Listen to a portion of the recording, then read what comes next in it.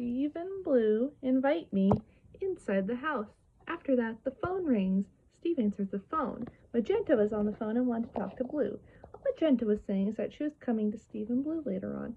After talking to Magenta, Steve hangs up. Steve and Blue had to get ready and had to figure out what they can do when Magenta comes over. Blue leaves a paw print up. It was time for another playing of Blue's Clues. Now, Steve had to figure out the best way to remove the paw print. Blue comes in and brushes away the paw print, their ears going from top to bottom.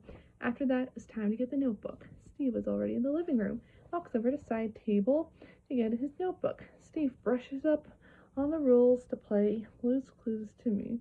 After the demo song, Steve did not know where Blue went. I told Steve that Blue went to the left. As Steve was looking for the clues, I pointed out a clue on his back from a mirror. Steve stops and wonders where the clue was. I told him, "On your back," and thought that Steve should look on the wall.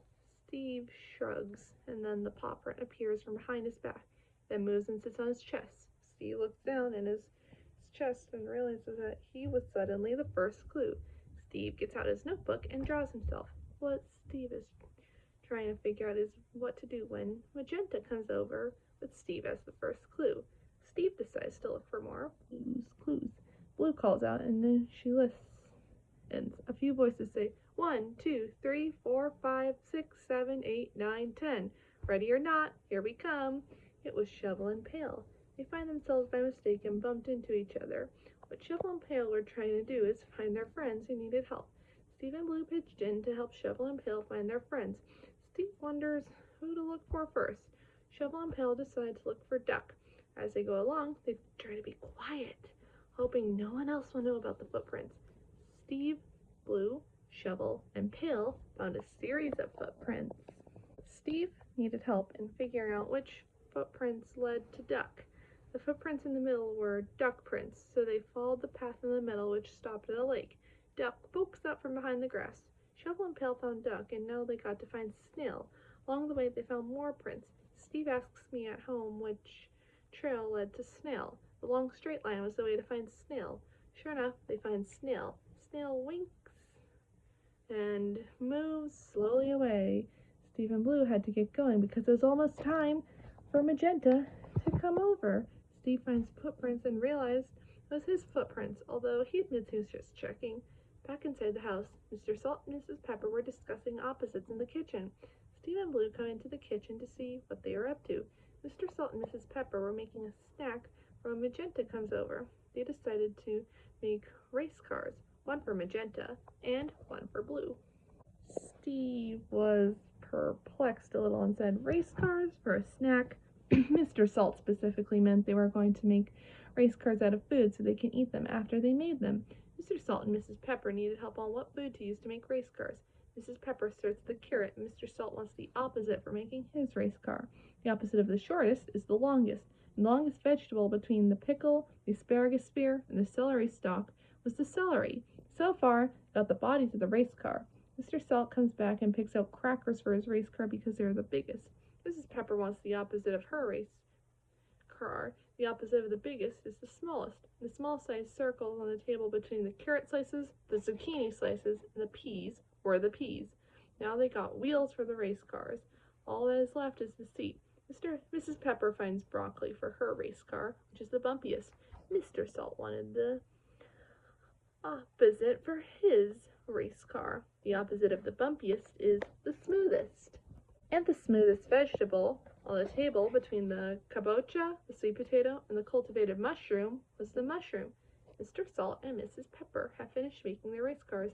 Mr. Salt says, "Voila," for Magenta. Mrs. Pepper says, "Voila," for Blue.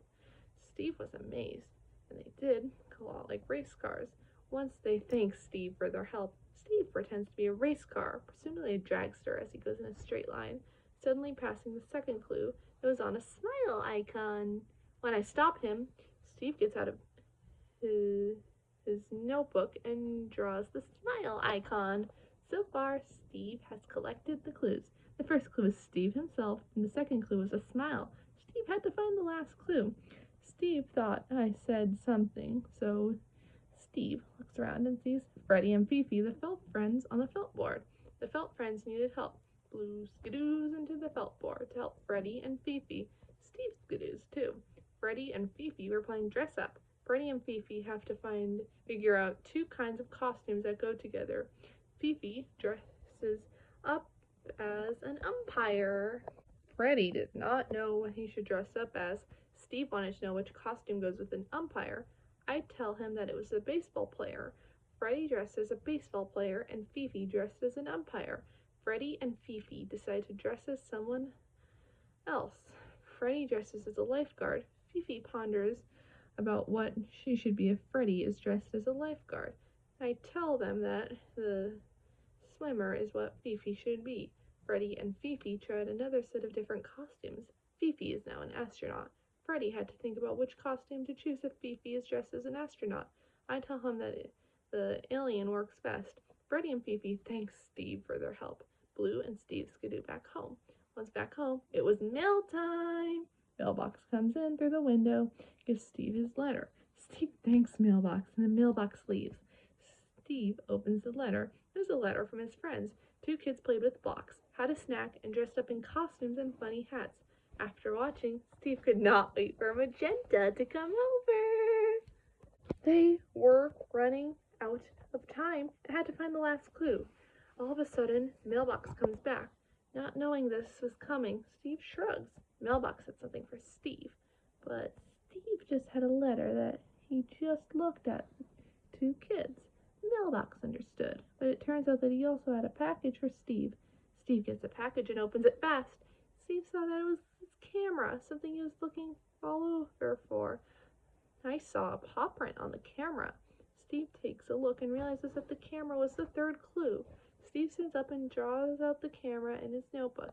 After that, he has collected all three clues. Now it was time to sit in the thinking chair. Steve looks around and he sits back down in his thinking chair.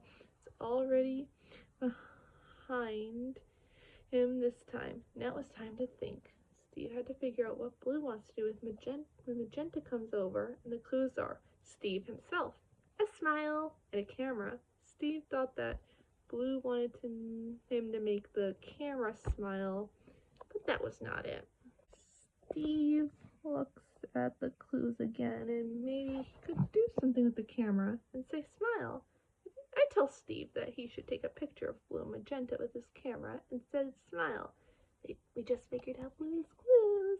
But before we can finish our tune, the doorbell rings because Magenta has arrived. Magenta pokes her head through the door flap and comes inside. Blue and Magenta cheer. Steve gets his camera ready. Blue and Magenta pose for their picture. Steve decides that I should take the picture. Shovel and Pail come along, followed by Mr. Salt, Mrs. Pepper, and their race cars for Blue and Magenta to have for a snack time. And Freddie and Fifi come back and finally make their decisions on what they are dressed as. Freddie was dressed as Magenta, and Fifi was dressed as Blue. They all got together in the picture, and the camera snaps a picture of the group. Blue decides to take some pictures too. Steve sings the So Long song.